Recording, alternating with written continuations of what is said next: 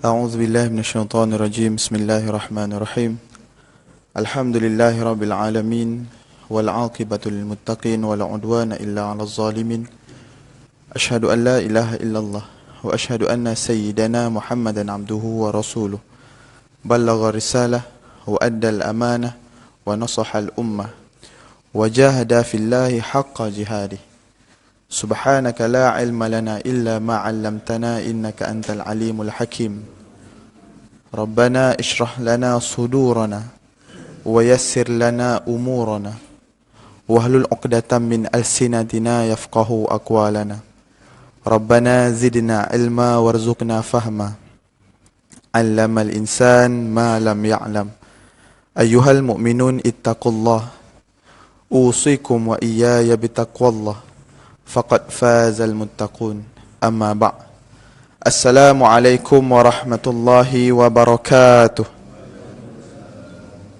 Alhamdulillah, kita rafa' buat mereka yang sami'na wa ata'na, orang yang dengar dan taat, orang yang patuh arahan Allah, orang yang suruh buat dia buat, orang yang Allah suruh tinggalkan dia tinggalkan, Allah akan sediakan di dalam kepadanya syurga. Jadi pada malam ini insya-Allah nak membangkitkan semangat kita, nak meningkatkan motivasi diri kita, kita bawa sama-sama kitab Bahrul Mazi yang dikarang oleh Syekh Muhammad Idris Al-Marbawi, seorang imam besar di tanah Melayu ni. Syekh Muhammad Idris Al-Marbawi ni orang utara. Orang utara. Beliau banyak belajar di Mekah, di Mesir dan sebagainya. Dan kitab Bahrul Mazi ini, Syarah Mukhtasar Sahih At-Tirmizi ini, dikarang oleh orang Melayu kita di Mesir. Dan inilah kitab pertama yang mana Universiti Al-Azhar terbitkan yang dalam bahasa Melayu. Sebelum itu Universiti Al-Azhar hanya terbitkan kitab-kitab yang berbahasa Arab. Tetapi bila mereka melihat kitab yang dikarang oleh Syekh Muhammad Idris Al-Marbawi ini, mereka terbitkan sebuah kitab ini, walaupun ditulis dengan Jawi bahasa Melayu.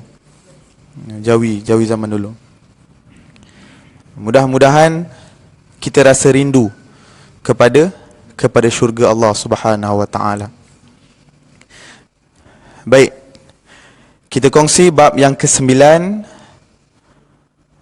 bab ma jaa fi sifati thiyabi ahli jannah. Bab yang datang pada menyatakan sifat pakaian orang-orang yang mendiami syurga.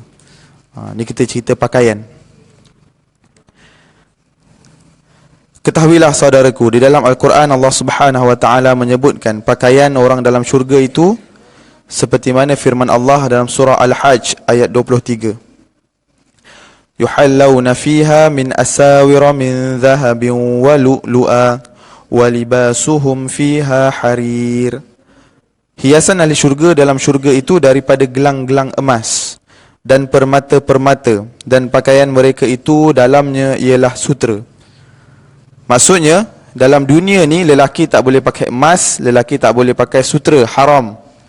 Tetapi pakaian ahli syurga, lelaki ke perempuan ke, mereka akan pakai emas, mereka akan pakai sutera. Allah. Kata Imam Ghazali rahimahullahu ta'ala, dan bermula ayat Al-Quran pada mendetailkan, pada tafsil pakaian orang-orang dalam syurga itu banyak, dan bermula tafsilnya pada segala khabar dan hadis. Maka iaitu seperti hadis yang dikeluarkan oleh Imam At-Tirmizi dan lainnya. Maka hadis Abu Isa At-Tirmizi berkata ia begini, an Abi Hurairah qala Rasulullah sallallahu alaihi wasallam, ahlul jannati jurdun murdun kuhlun. Ada yang baca kahlun. La yafna syababuhum wala tabla thiyabuhum. Yang bermaksud, diriwayatkan daripada seorang sahabat Nabi yang bernama Abu Hurairah radhiyallahu an. Kata Abu Hurairah, Nabi SAW bersabda, bermula ahli syurga itu tidak berbulu roma pada tubuhnya. Maksudnya Orang dalam syurga tak ada bulu roma. Maksud tak ada bulu roma tu, tak ada, dia muda, dia nampak muda, dia nampak masih lagi orang kata istilahnya ganteng, masih lagi muda lah. Murdun, kuhlun, tidak berjanggut, tidak bermisai, mana nampak muda. Lagi bercelak matanya, lagi bercelak dua matanya. Disebutkan di sini yang dimaksudkan bercelak matanya bukannya ahli syurga itu dipakaikan celak, tetapi matanya itu kehitam-hitaman seolah-olah memakai celak. Nak cakap apa? Maksudnya ahli syurga itu, lelaki atau wanita, mereka itu cantik dan tampan. La yafna syababuhum wala tabla thiyabuhum. Tidak binasa muda mereka dan tidak buruk pakaian mereka. Maksudnya, kalau Nabi sebut dalam hadis lain, lelaki bila masuk syurga umurnya antara 30-33. Kalau wanita masuk syurga umurnya lebih kurang 17 tahun. Kan kita pernah dengar satu kisah di mana seorang wanita tua berjumpa Nabi, kan? Yang Nabi bergurau senda dengan wanita tersebut. Bila makcik tu kata, wahai Rasulullah, kan, boleh tak saya masuk syurga? Rasulullah kata, minta maaf makcik, tak ada wanita tua dalam syurga. Jadi makcik tu pun menangis. Tak dapatlah saya masuk syurga. Kemudian Rasulullah tersenyum. Dalam hadis tu disebut Rasulullah tersenyum sampai nampak gigi. Maksudnya Rasulullah gelak lah, bergurau. Kemudian bila nampak makcik tu dah sedih, Rasulullah kata, kerana apa? Kerana orang yang masuk syurga akan dimudahkan kembali oleh Allah Subhanahu wa taala. Jadi disebut dalam hadis ini tidak bertambah umur mereka. Maksudnya kalau umurnya masuk 17, lepas 10 tahun dalam syurga 17 lah umurnya. Kalau kita kat sini lepas 10 tahun jadi 27. Bertambah, umur tu bertambah. Tetapi dalam syurga dia akan kekal muda. Umurnya tidak bertambah. Dan tidak buruk pakaian. Kalau kita kat dunia ni, pakaian kita lepas 10 tahun, 15 tahun dia dah mula lusuh, dah mula koyak, reput dan sebagainya, tetapi tidak dalam syurga Allah Subhanahu wa taala. Dan ada satu lagi hadis lain. Dan ada datang riwayat lain begini katanya, an Abi Hurairah radhiyallahu anhu qala Rasulullah sallallahu alaihi wasallam, yadkhulu ahlul jannah al-jannata jurdan murdan baydan ji'adan mukahhalina abna 33 wa hum ala khuluqi adam 60 dhira'a fi ardi 7 adhru'. Diriwayatkan daripada Abu Hurairah radhiyallahu an telah bersabda Rasulullah sallallahu alaihi wasallam, masuk ahli syurga itu akan syurga tiada berbulu roma di tubuhnya. Yang pertama. Lagi tiada berjanggut. Kedua. Putih hening tubuhnya. Putih hening ni segak lah, tampan. Tak ada sopak ke, kan? Macam sekarang kat sekolah kami pelajar-pelajar ada kes kudis buta. Jadi kat sini dia kata baydan ji'adan, putih hening. Tak adalah kudis buta ke dalam syurga, kan, kurap ke panau ke, tak ada. Segak. Mukahhalina abna 33. Cukup merendah diri rupanya atau ikal rambutnya, lagi bercelak dua matanya. Ini seperti kita baca tadi. Semacam anak lelaki berumur 33 tahun. Ini yang kita sebut tadi. Maksudnya umurnya lebih kurang 33 tahun dan tidak akan naik. Bukannya selepas 20 tahun di syurga umur dah 50, tak. Kekal lah dia 33. Dan mereka itu semacam besar kejadian Nabi Allah Adam. Ni pun kita pernah dengar hadis ni. Sebab tu bila orang masuk syurga, saiznya bukan saiz kita ni. Sebab itu kita sebut, kan kita pernah cerita dulu, setiap manusia ada dua unsur. Fizikal, kulit kita, badan kita yang dicipta daripada turab. Kullukum min Adam wa Adamu min turab. Semua kamu daripada Adam, Nabi Adam. Wa Adamu min turab, dan Nabi Adam itu daripada tanah. Maka siapa daripada tanah? Fizikal kita. Rohani kita bukan daripada tanah. Rohani kita dicipta daripada alam roh lagi. Ada setengah pendapat mengatakan daripada cahaya. Roh kita dicipta daripada cahaya, tinggal dia di alam roh. Bila kita nak dicipta dalam rahim ibu kita, Allah akan minta malaikat masukkan roh. Kan itu yang kata 4 bulan baby dalam kandungan, dia akan mula dimasukkan roh. Selepas itu kita pun hidup. Siapa yang berjalan daripada satu alam ke satu alam ke satu alam?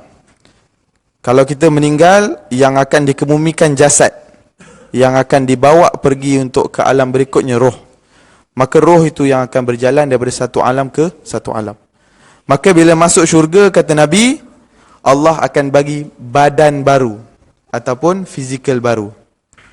Dan fizikal yang baru itu, untuk dimasuki oleh roh kita itu, dia tidak lagi sama dengan saiz kita sekarang.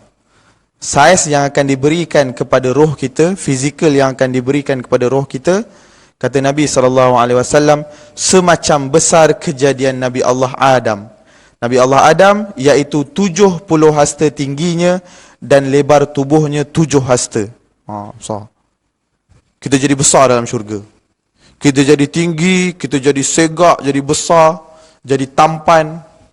Kata para ulama, kenapa dalam syurga itu Allah memberi kita jasad ataupun fizikal yang besar? Sebab lagi besar, lagi nikmat. Sebagai contoh, kalau kita badan kecil, perut besar ni, makan 2 biji anggur dalam syurga dah kenyang lah. Contoh. Tapi bila Allah bagi besar, kita lagi puas untuk menikmati nikmat di dalam syurga Allah Subhanahu Wa Taala. Itu antara sebab kenapa orang dalam syurga itu Allah bagi balik. Allah ciptakan untuk mereka tubuh yang besar. Sebesar mana, kata Nabi? Seperti Nabi Allah Adam. Tingginya 70 hasta dan lebar tubuhnya 7 hasta. Telah meriwayatkan hadis ini oleh Imam Ahmad dan Ibnu Abi Dunya. Dan diriwayatkan di dalam Al-Musnad Ibnu Hanbal. Ni kita akan pergi kepada pakaian. Mudah-mudahan lepas ni kalau ada orang tanya kita dalam syurga macam mana, pakai baju apa? Pertama kita dah dengar tadi. Dalam syurga, pakaian ahli syurga antaranya adalah harir. Harir maksudnya sutera. Itu pakaian ahli syurga. Saiz kita besar. 70 hasta tinggi, 7 hasta lebar. Itu saiz ahli syurga. Tidak berbulu roma, tidak berjanggut, kulitnya putih hening, maksudnya kacak lah, tampan. Begitu juga dengan wanita. Dalam sebuah hadis lain diriwayatkan di dalam Al-Musnad Ibnu Hanbal, anna rajulan sa'ala Rasulullah sallallahu alaihi wasallam an thiyabil jannah takhluqu khalqan am tansiju nasja fadhahika ba'dul qaum. Suatu hari bila Nabi bercerita, bila Nabi bertemu dengan para sahabat, anna rajulan sa'ala, ada seorang lelaki ni dia tanya Nabi. Seorang lelaki yang ramai-ramai Nabi jumpa, sahabat-sahabat, Nabi bercerita tentang Islam. Seorang lelaki tanya Nabi, an thiyabil jannah, tentang pakaian syurga. Mungkin ketika itu sahabat ni terlintas. Mungkin Nabi cerita pasal syurga, dia terlintas. Macam mana baju dalam syurga? Kan? Kemudian dia tanya, takhluqu khalqan am tansiju nasja? Dia tanya Nabi, ya Rasulullah, saya nak tanya, dalam syurga ni, adakah pakaian ahli syurga itu telah siap? Macam kita kan, buka almari, ambil pakai dah siap. Au tansiju nasja, ataupun ditempah. Macam kita nak raya kan, kita pun jumpalah tukang jahit ke apa, baju raya nak tempah, dia pun ukur bahu, ukur lengan apa semua. Sebab sahabat ni nak tahu. Fadhahika ba'dul qaum. Jadi sahabat-sahabat yang lain bila terdengar sahabat ni bertanya, fadhahika, mereka tergelak. Kalau kita kata, kalau kita lah kan, contohnya kawan kita tanya soalan yang macam tu, kita macam apalah punya soalan kan, punya banyak soalan-soalan susah, soalan mudah macam ni nak tanya. Fadhahika ba'dul qaum. Sahabat-sahabat lain tu tergelak sebab nampak soalan itu remeh. Faqala Rasulullah sallallahu alaihi wasallam, Nabi kemudian menjawab, ata'jabuna min jahil sa'ala aliman. Kenapa kamu gelak? Maksudnya, jangan gelakkan soalan ini. Ata'jabuna min jahil sa'ala aliman. Kenapa kamu pelik, orang tak tahu tanya orang tahu? Jadi apa mesej di sini? Nabi nak bagi tahu bahawa tidak ada soalan, kalau istilah kita sekarang, tidak ada soalan bodoh. Kan kalau kita mengajar, tiba-tiba ada seorang pelajar tanya, kawan-kawan lain gelakkan, apalah punya soalan? Kita akan cakap, jangan gelakkan kawan kamu ini, tidak ada soalan yang bodoh. Semua soalan untuk ilmu. Kenapa sahabat tu bertanya? Kerana dia nak tahu. Jangan gelakkan dia. Itu mesej yang Nabi sebut. Ata'jabuna min jahil sa'ala aliman. Kenapa kamu semua pelik? Orang tak tahu, nak tanya orang tahu. Nabi akan jawab. Fasakatan Nabi SAW. Kemudian Nabi diam sekejap. Thumma qala. Aina sa'ilu an thiyabil jannah.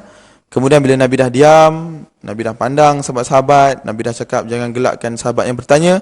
Kemudian Nabi tanya, aina sa'il? Yang mana orang bertanya tadi? Kemudian sahabat-sahabat jawab, ha huwa dha ya Rasulullah. Ni dia. Sahabat-sahabat pun tunjuk lelaki yang bertanya tadi tentang thiyabil jannah, tentang baju dalam syurga, pakaian ahli syurga. Qala bal tashuqqu anha thamarul jannah thalatha mirar. Apa yang Nabi jawab? Bila Nabi dah clearkan benda tu, Nabi dah tanya mana sahabat yang bertanya tadi, kemudian Nabi terangkan. Sabda Nabi SAW, pakaian syurga itu tidak dibuat dan tidak dijadikan semacam satu kejadian dan tidak ditenun akan dia semacam satu tenunan. Maksudnya Nabi nak kata, dua-dua tak. Dalam syurga tak perlu tempah baju. Dalam syurga baju tak ada dalam almari dah siap, tak. Sebab sahabat tadi tanya, baju siap ke baju tempah? Tak. Nabi kata tak, dua-dua bukan. Kemudian Nabi menyambung lagi, bahkan pergi seseorang itu kepada pohon tuba, dan pohon itu ada buahnya semacam buah delima. Bila seorang pergi kepadanya, lalu terbuka kelopaknya dan keluar daripadanya pakaian yang dikehendaki oleh hati, maka itulah sahut Nabi kepada orang yang bertanya itu, bahkan terbuka hai lelaki kelopak buah kayu dalam syurga itu, maka diambil apa pakaian daripadanya. 3 kali dikatakan Nabi demikian itu, yakni diulangnya 3 kali kata. Ni istilah ayat bahasa Jawi lama. Maksudnya Nabi terang macam ni. Bila sahabat itu dah tanya, Nabi jawab, dalam syurga ada sebuah pohon tuba. Nama pohon itu tuba. Dan pohon itu ada buah semacam buah delima. Ada satu buah, ada buah di pokok-pokok itu, buahnya lebih kurang buah delima. Bila seorang pergi kepadanya lalu terbuka kelopaknya. Maksudnya siapa nak pakai baju dekat dalam syurga itu, pergi kat pokok tuba itu, kemudian sampai dekat buah tu, dia hanya lintaskan. Katalah tiba-tiba hari ni Haji rasa nak pakai coat ke blazer kan dalam syurga, tiba-tiba macam nak pakai tie lah hari ni kan, siap dengan blazer apa semua. Di pokok tuba itu ada buah. Bila diniatkan pakaian apa nak, kemudian disebutkan lalu terbuka kelopaknya, buah itu akan terbuka. Buah itu akan terbuka, lalu keluarlah daripadanya pakaian yang dikehendaki oleh hati. Kemudian jatuhlah pakaian yang kita nak pakai. Tak perlu pergi tempah tailor kan. Kalau kita kat dunia ni 2 minggu nak raya, pergi tailor ukur. Itu pun kadang-kadang tailor kata, minta maaf cik, dah penuh, pergilah cari tukang jahit lain. Kat syurga tak ada, pergi tukang jahit sini, pergi tukang jahit sini nak buat baju. Tak. Pergi dekat sebuah pohon bernama Tuba. Dan Nabi ulang cerita ini kepada sahabat-sahabat yang berada di depan Nabi ketika itu, thalatha mirar, 3 kali. Nabi sebut dalam syurga ada pokok yang mengeluarkan baju, Nabi ulang 3 kali, thalatha mirar. Baik.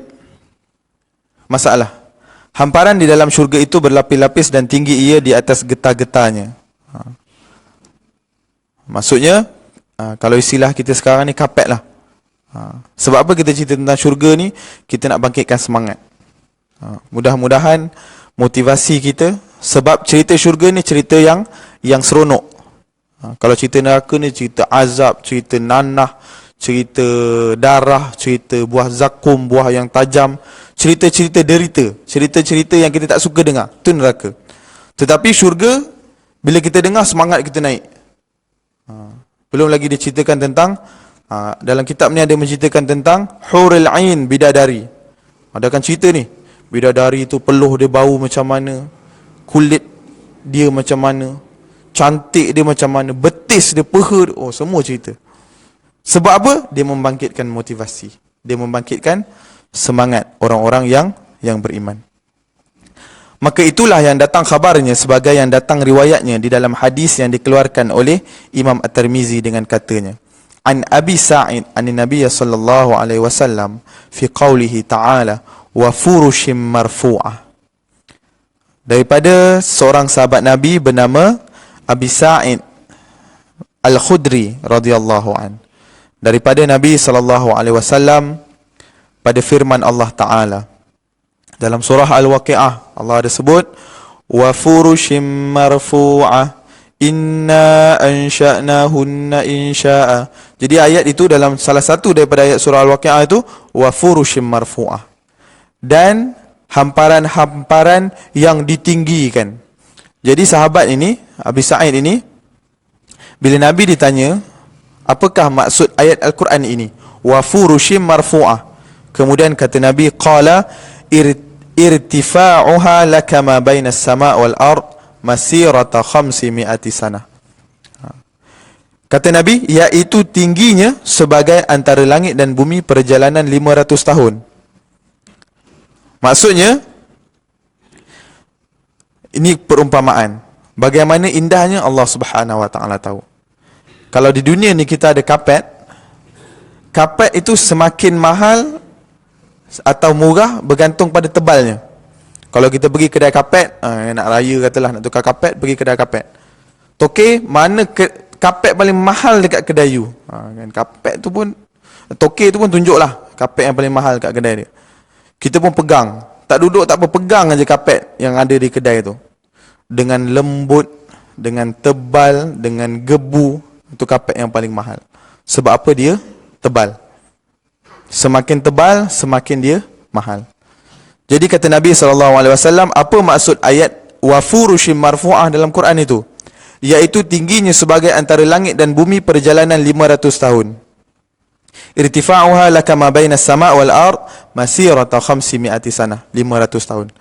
Maksud Nabi, ketebalan hamparan, kalau istilah kita zaman sekarang ni kapet lah, ataupun tikar dan sebagainya, ketebalannya adalah antara langit dan bumi. Tu kapet tu. Belum cerita bilik lagi. Katil pun ada, sekejap lagi kita pergi. Katil dalam syurga. Ni kapet je. Tebal kapet syurga, bainas sama' wal ard. Tebal kapet syurga antara langit dan bumi. Tebal je. Kita kalau masuk mana-mana masjid yang baru kapet dia, tenggelam kaki kita, kan? Kita jalan-jalan, tak nampak kaki lah. Kaki masuk dalam kapet tu. Kapet baru kan, contoh, tebal. Ini, kalau tebal dia antara langit dan bumi, bukan kaki je hilang, dengan kita hilang dalam kapet tu. Sebab kapet tu sangat tebal. Ketebalannya, masirata 500 sanah. Mengambil masa 500 tahun. Maksudnya daripada, kalau kita masuk dalam kapet tu, daripada puncak kapet tu sampailah ke dasar kapet tu, perjalanannya 500 tahun perjalanan. Allahu Akbar. Kapet. Ni belum cerita lagi ni pasal bilik, pasal makanan, pasal minuman. Kapet. Kita bukan nak makan kapet kat syurga kan, setakat nak pijak-pijak aja. Itu pun Allah bagi the best quality, kualiti terbaik. Sebab itulah syurga ni disebut setinggi-tinggi nikmat, tak ada lebih dah.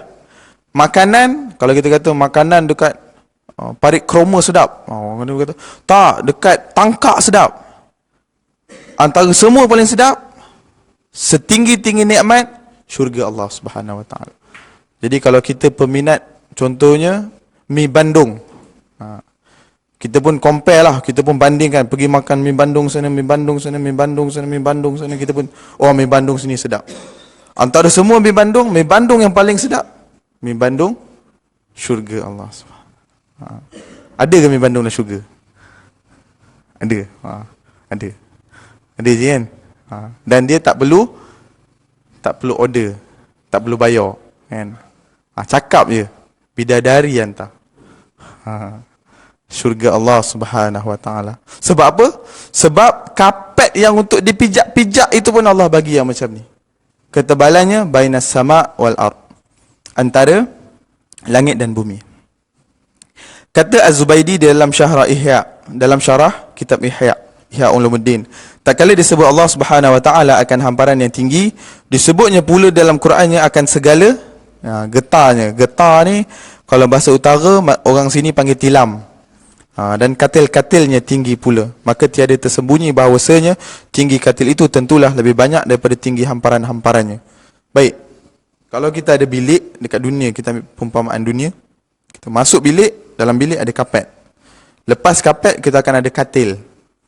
Atas katil ada tilam. Jadi mula-mula dalam buku ini Syekh Idris Pembawi cerita dulu kapetnya macam mana tebal, bainas sama' wal ard. Ini hadis Nabi. Sekarang kita akan tengok kepada katil pula. Macam mana katil dalam syurga, kan? Double decker ke, kan? Kalau asrama double decker.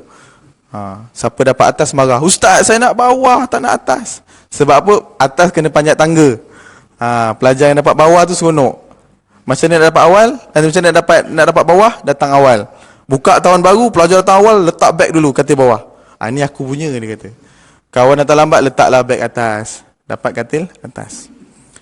Kemudian kata Ibnu Abbas pada firman Allah Ta'ala di dalam surah Al-Ghashiyah ayat 13, Allah Subhanahu wa taala berfirman, "Fiha sururum marfu'ah." Dan di dalam syurga itu beberapa banyak katil yang tinggi-tinggi. Jadi ayat Al-Quran ni fiha sururum marfu'ah. Dan dalam syurga itu beberapa banyak katil yang tinggi-tinggi. Sebab tu kita selalu sebut yang selalu diberitahu pada masyarakat umum daripada para ulama kita sebelum ini, daripada Nabi SAW, hadis itu adalah keterangan Quran.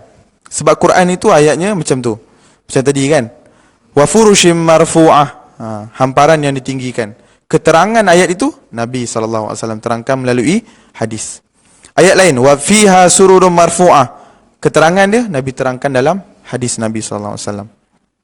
Baik, apabila ditanya pada Nabi, apa maksud fiha sururum marfu'ah? Dalam syurga itu beberapa katil yang tinggi-tinggi. Bermula papannya daripada emas, bermahkotakan zabarjat dan mutiara dan yakut, dan satu-satu katil itu seperti barang yang antara Mekah dan A'ilah.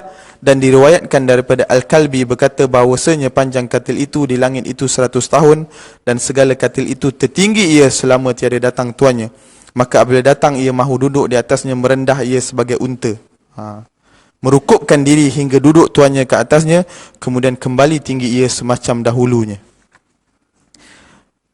Katil dalam syurga ni bukan cerita tilam lagi. Dia punya katil dia, kan sebelum kita letak tilam ada papan. Papan nak letak tilam. Papan itu dibuat daripada emas. Kita bukan tidur atas papan, tidur atas tilam. Tapi papan itu Allah bagi the best quality. Papan untuk letak tilam itu dibina, dicipta daripada emas, bermahkotakan zabarjat, mutiara dan yakut. Kalau bayangkan kat rumah kita, katil kita emas tulin je.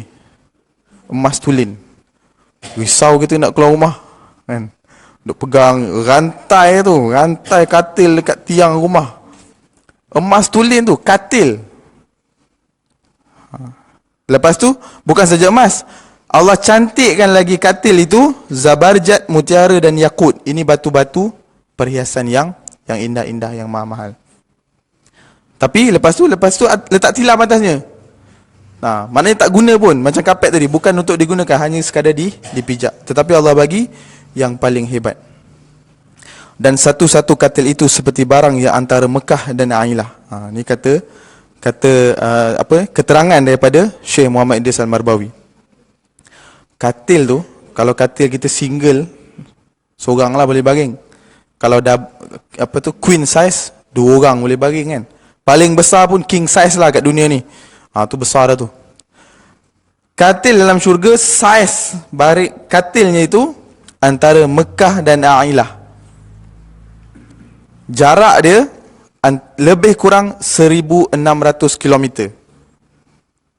Daripada Mekah ke A'ilah tu 1,600 km tu katil. katil saja. Kalau kita baring je, kita berguling-guling-guling tu, tak jatuh lagi. Punya besarnya katil untuk seorang. Kebesaran dan juga keluasan katil itu lebih kurang 1,600 km. Sebab bila saya baca hadis ni, saya guna Google cari di mana Ailah. Ailah ni di belah-belah Syria sana. Kemudian guna Google Map apa semua, tengok antara Mekah dan Ailah tu, kita guna teknologi zaman sekarang, tengok berapa jarak. 1,600 km. Katil tu bukan daripada situ ke sini, tak. 1,600 km, dekat 2-3 buah negara punya keluasan. Untuk sebuah katil di dalam syurga Allah Subhanahu Wa Taala. Allah boleh buat. Allah boleh buat. Dan Allah boleh buat lebih hebat daripada ini lagi. Tetapi cukuplah sebagai hamba, ini sudah sangat setinggi-tinggi nikmat bagi seorang hamba seperti kita. Dan diriwayatkan bahawasanya panjang katil di langit itu 100 tahun dan segala katil ia tertinggi selama tiada datang tuannya. Katil-katil dalam syurga ini, dia bukannya katil yang boleh kita naik terus, tak. Dia tinggi. Dia akan berada tinggi. Maka apabila datang ia mahu duduk di atasnya, merendah ia sebagai unta. Kalau orang yang bukan tuan katil tu datang, katil tu ke atas lah. Tuan dia datang, dia akan turun. Macam apa? Lift ke macam tu kan? Katil tu akan turun. Bila tuan dia naik atas katil itu, kemudian disebutkan hingga duduk tuannya ke atasnya, kemudian kembali tinggi ia semacam dahulunya. Kemudian bila tuan dia naik atas katil tu akan dibawa naik balik. Bayanglah macam mana pun. Sebab Nabi kata, syurga itu, kalau kamu bayang macam mana indah pun, hakikatnya dia lebih indah daripada bayangan kita. Kalau kita pergi, contohnya kita pergi bercuti, kita tengok satu pulau yang cantik, dengan gunung ganang, dengan laut yang cantik, kita kata, cantiknya tempat ni, syurga kot. Kata Nabi, syurga jauh lebih cantik daripada apa yang pernah dilihat oleh mata. Syurga, apa yang tak pernah didengar oleh telinga. Kalau ada orang kata, dekat sana tu, tempatnya cantik betul, dia pun beritahulah apa cantiknya, apa indahnya semua. Apa yang kita dengar itu, syurga jauh lebih indah daripada itu. Jadi, Allah, Tuhan yang Maha Adil, Allah memberikan segala ganjaran ini kepada orang yang taat, kepada orang yang patuh segala arahan dan juga larangan Allah Subhanahu Wa Taala. Baik, kita sambung sikit.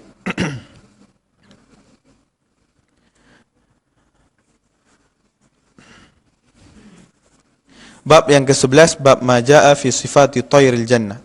Bab yang telah datang ia pada menyatakan hadis yang mensifatkan bagi kita akan burung-burung di dalam syurga. Ni biasanya kalau ada yang peminat burung, ni seronoklah ni hadis ni. Kan ada orang yang suka bela burung kan.